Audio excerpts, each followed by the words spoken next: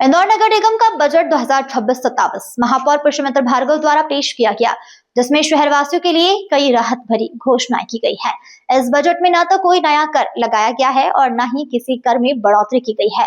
महापौर पुष्यमित्र भार्गव ने यह कहा है कि इसी आधार पर इंदौर को आत्मनिर्भर बनाकर विशेष रूप से पानी की सप्लाई को सशक्त करना प्रावधान इस बजट में किया गया है। हालांकि बजट शुरू होने से पहले ही परिसर में हंगामा देखने को मिला। जिस वक्त महापौर पुष्यमित्र भार्गव शोक प्रस्ताव पढ़ रहे थे, तभी दर्शक दीर्घा में बैठे लोगों ने भागीरथपुरा में दूषित जल से मृतकों के पोस्टर लहराते हुए नारेबाजी शुरू कर दी। इस पर भाजपा पार्षदों ने आरोप लगाया कि दर्शक दीर्घा में कांग्रेस समर्थक मौजूद थे, जिन्होंने जानबूझकर हंगामा किया।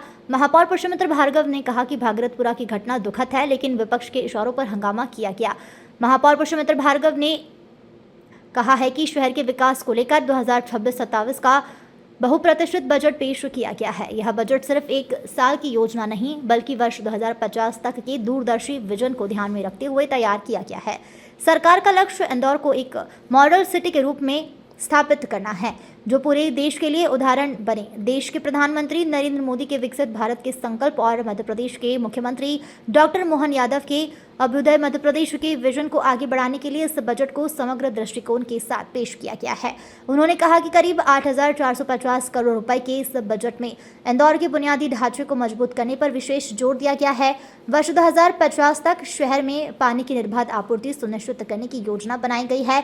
वहीं सीवर मैनेजमेंट को आधुनिक बनाने के लिए नए STP सीवेज ट्रीटमेंट प्लांट के निर्माण का भी प्रावधान किया गया है। डिजिटल इंदौर की दिशा में एक बड़ा कदम उठाते हुए हर घर को डिजिटल एड्रेस देने का लक्ष्य रखा गया है, जिससे शहर की व्यवस्थाओं और अधिक स्मार्ट और व्यवस्थित बन सके।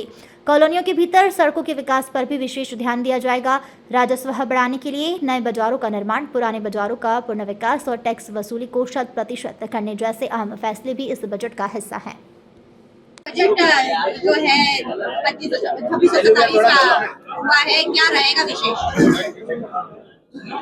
भविष्य की दृष्टि समग्रता के साथ हम लगातार इसी आधार पर हर साल का बजट लाते हैं। 2050 के इंदौर की आधारशिला के रूप में ये काम करे।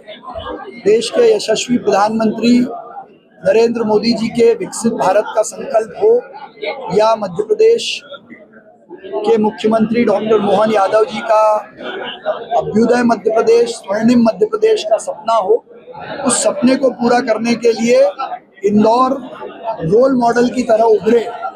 इस दृष्टि से इस बार वर्ष 26-27 का बजट हमने पेश किया है, जिसमें इंदौर के लिए 2050 तक के पानी की व्यवस्था, भविष्य की दृष्टि से सीवर मैनेजमेंट के लिए STP का निर्माण, कॉलोनी के भीतरों सड़क के विषयों पर, डिजिटल इंदौर की दृष्टि से हर घर का अपना डिजिटल पता का संकल्प हमारा पूरा हो। इसलिए ये बजट भविष्य को ध्यान में रखते हुए समग्र दृष्टि के साथ प्रस्तुत किया गया है। इसमें विशेष रूप से ये बजट 8,450 करोड़ रुपए का हमने प्रस्तुत किया है और आय के संसाधन भी बढ़ाने की दृष्टि से, रेवेन्यू जनरेशन की दृष्टि से नई गेंट्रीज लगाना हो, पुराने मार्केट को तोड़कर नए बनाना हो और राजस्व की वसूली 100% हो, उसके लिए प्रावधान करने का काम किया है। विशेष रूप से भागीरथपुरा की घटना हम सबके लिए बहुत दुर्भाग्यपूर्ण है, दुखद भी है। इसलिए भागीरथपुरा अपने नए स्वरूप में आए, इसलिए वहाँ 100% नई ड्रेनेज की लाइन, पानी की लाइन का काम युद्ध गति से चल ही रहा है। उसको और मजबूती प्रदान करने के भी प्रावधान हैं।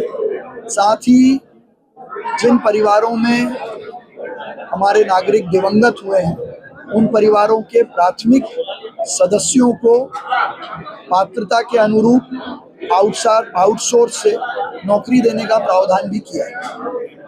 ऐसे कौन से विशेष इस बजट में पॉइंट है जिसमें सबसे ज्यादा जो है राशि दी जाएगी? अधिक मत वाला सर, कोई सौगात दी है क्या? सबसे सौगात दी है इसके माध्यम से? कोई कर नहीं लगाया, ना किसी प्रकार के कर में दर वृद्धि की है और उसी आधार पर आत्मनिर्भर इंदौर बनाकर हर विधानसभा में एक प्रमुख सड़क और विशेष रूप से पानी के सप्लाई को सशक्त करने के प्रावधान इस बजट में हमने किए। इस बार पुराने कामों को वापस लिया गया है और नए काम, नई घोषणाएं नहीं की गई है।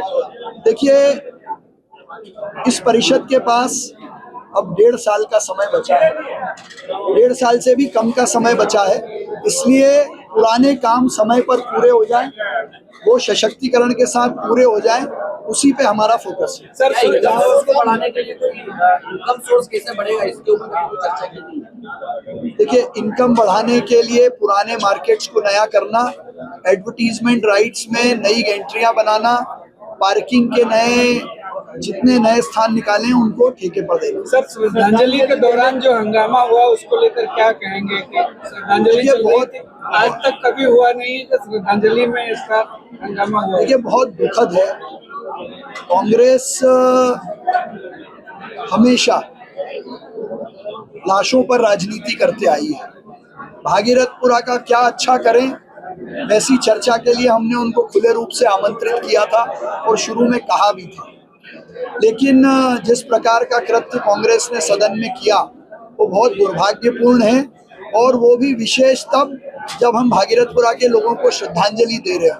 तो ये बताता है कि कांग्रेस हमेशा लाशों पर और मौतों पर राजनीति करते आई है, और यदि भागीरथपुरा के लोग दर्शक दीर्घा में थे तो हमने तो उनका सम्मान किया, वो बैठ के सदन की कार्रवाई सुन सकते हैं, उसमें कोई मनाही नहीं है। लेकिन ये रिकॉर्ड से चेक करके आप देखिए, उनको इशारा करके एक तय समय में हंगामा करवाना, मुझे लगता है ये कांग्रेस की सोची समझी साजिश है।